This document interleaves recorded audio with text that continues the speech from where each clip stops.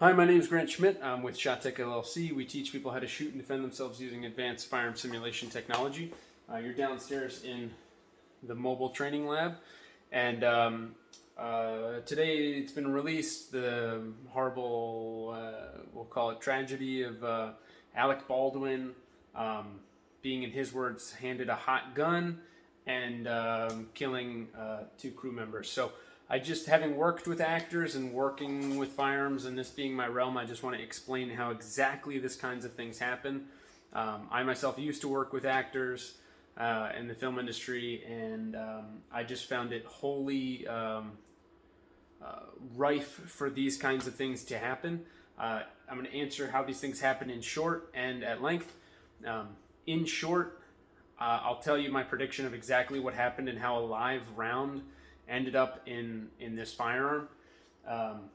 So I'm a bit of speculation. What we know happened is that Alec Baldwin, they're doing a rehearsal or they're filming, and he points the gun, shoots, and a real projectile, real fire, a real bullet exits the gun and hits two people. On a movie set, most typically it's going to be blank firearms. So here's basically how things go wrong. So where I've seen things go wrong, generally speaking, is, and remember this is a Western, and that's a crucial detail. Where things go wrong is that the writer, director, actor, they want to specify a very specific firearm. So they want to specify the barrel length, the patina, the make, model, certain effects, the smoke, the flash, the powder, things like that. And that does not exist in the mock gun world. So all the companies that make blank specific guns, which are designed to only accept certain kinds of specific blank ammunition designed for movies and such, the writer, director, actor, etc. They want something that the products available for the blank specific firearms don't match. So they go ahead and they find the real firearm, and then they decide that they're going to make that work. So if it was a semi-automatic firearm that they want to shoot blanks out of and have the action cycle, the action is any moving parts on a real firearm, what typically they'll do is, if they can't use a gun that was designed, built, manufactured from the ground up to be a blank specific firearm, what they'll do is they'll take a real firearm, and then a very specific gunsmith will weld a washer into either in the muzzle or somewhere in the barrel, so that the blanks provide enough pressure to cycle the action for a semi-automatic firearm. Now, this is a Western, so typically what they're going to be using is a single action revolver. So. And it could have been some sort of manually operating gun. It could have been for period pieces. It could have been a pump action. It could have been some sort of lever action. But most likely it's going to be a single action hammer fired revolver. So with this software here, this is World of Guns. It allows me to bring up a simulated version of the gun. And the way these work is you cock the gun, and then you pull the trigger, right? So because you don't have to worry about a specific pressure hitting a specific aperture to cycle the action of the gun automatically, because this is a single action gun, right? So you cock the hammer, it rotates the cylinders into place, into alignment, then you pull that trigger, the trigger does one thing, that's why it's single action. It then releases the hammer goes forward and initiates the chain reaction to discharge that projectile.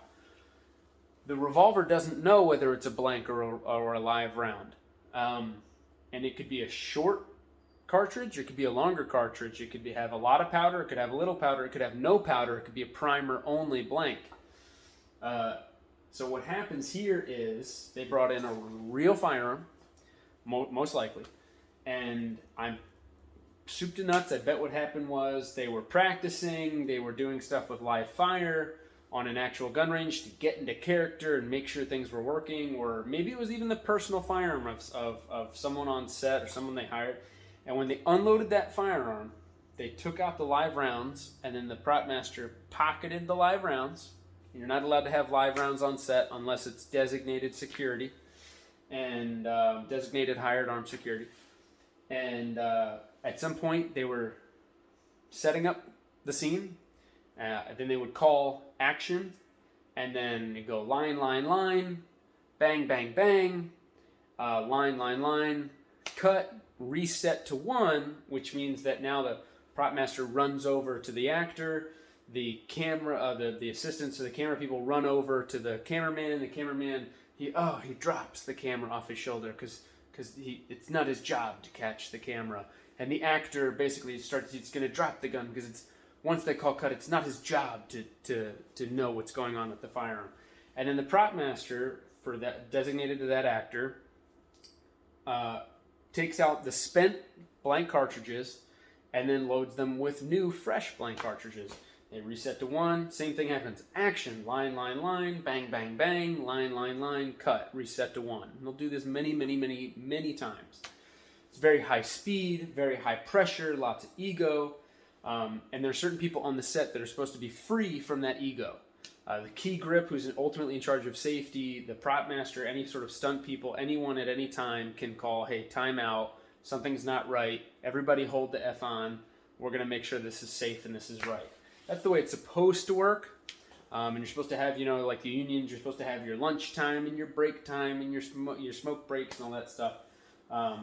But egos are involved, things get pushed. So that prop master at some point took live rounds out of the gun, put them in his pocket to save time probably, or put them somewhere in a bag or something like that. They reset to 1. He does this dozens of times. And then at some point, he grabs those live rounds out of his pocket. He's not paying attention because he's listening to a cool story that someone was sharing. And see if this will participate with me. And sure enough, the actor cocks the hammer and pulls the trigger. Boom. And strikes one of the people. Now you can say, oh, how does he strike one of the people? Actors are trained to aim what's called offline.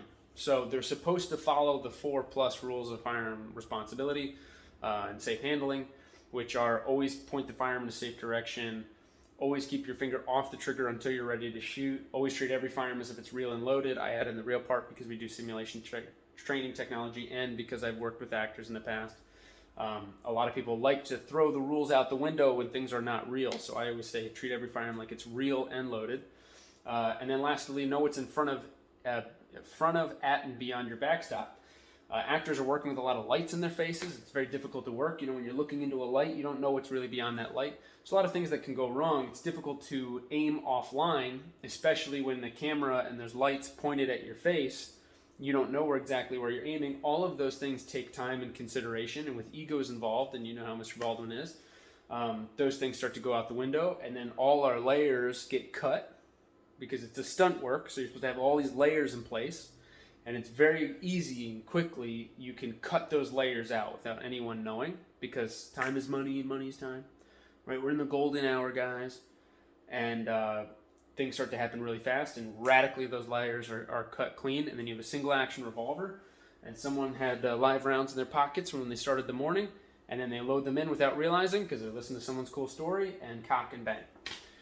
And the actor can't follow the 4 rules of firearm safety because 1, they're not actually trained to deal with firearms. 1, they don't believe that they're required to check the work of the prop master. This is where I had a major disagreement with film, is because I wanted my actors to be qualified to know what was going into their gun and know and chamber check and know how many rounds were in their magazine and confirm that firearms were loaded or unloaded and knowing the condition of their gun and stuff and be very competent in that.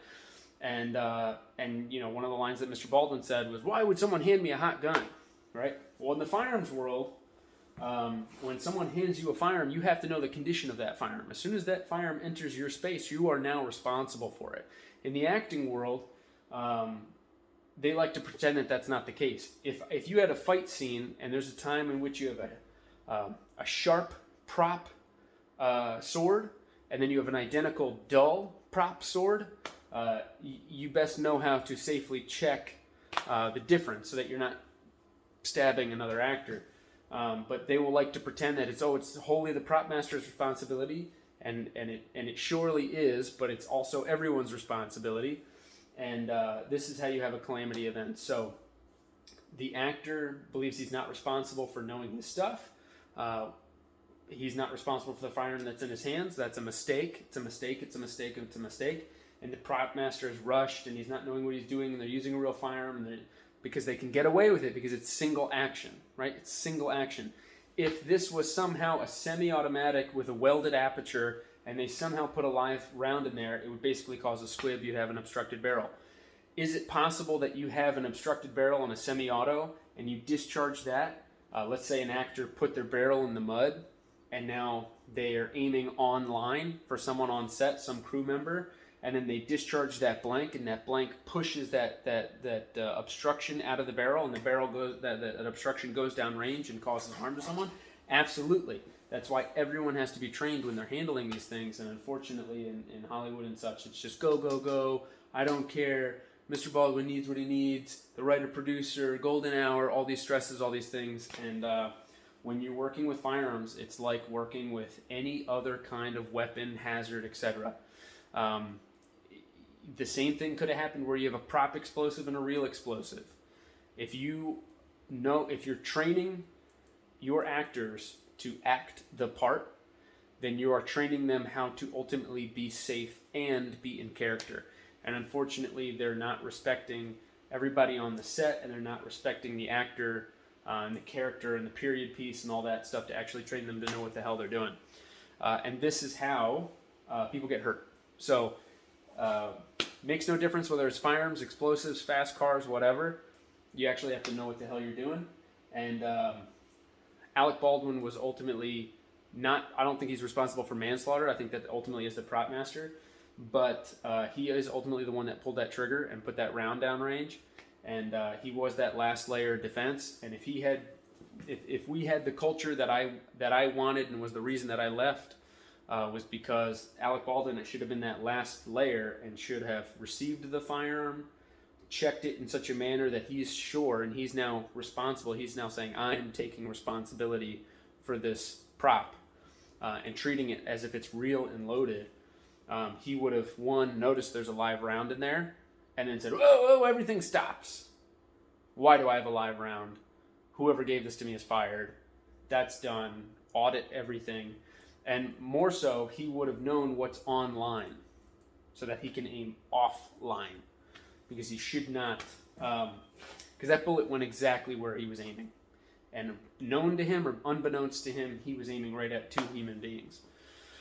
So, my name is Grant Schmidt with ShotTech LLC. Ultimately, the solution to this is not only be responsible and know how to be responsible, but you also have to train your actors to be proficient. I would foremost recommend that any actor who's working with any kind of firearms whatsoever, period pieces, what have you, take the requisite actual firearms class, which 9 times out of 10 is going to be your NRA basic pistol. You want to know about lands, grooves, extractor claws, you name it. You want to actually know that stuff, and that's how you're actually going to learn how to be safe on set. Last thing I'm going to show you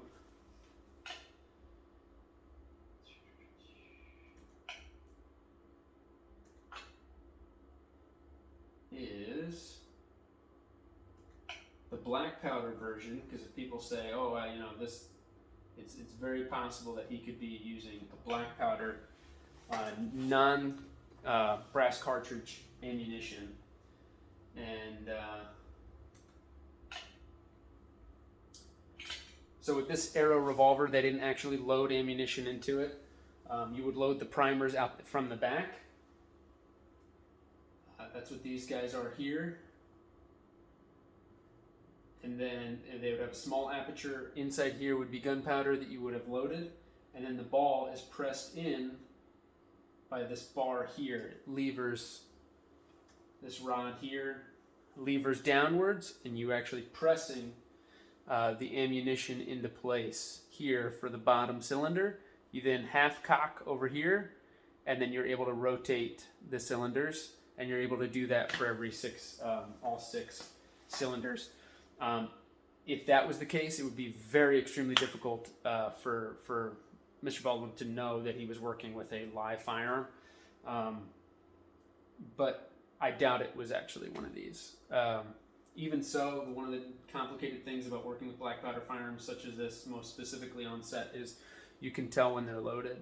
You can actually see the rounds exposed on the side of the guns. That's one thing that's going to make it a little bit more difficult. But I believe I've covered all the solutions. You follow the 4 rules, even though you're aiming slightly offline of the actors and crew members. They also use shielding and stuff, and that's even better. And ultimately, as long as you're treating everyone responsible and you're taking the time and consideration to actually do these stunts, things will work. When all the layers run out, that's when people really get hurt. So I'm Grant Schmidt with ShotTech LLC, and consider us for your training needs. We do mobile simulation training, and we can work with actors, but again, we found that the demand is minimal because they always are deferring responsibility onto someone else. So thank you so much. Be safe out there. Stay free. Take care.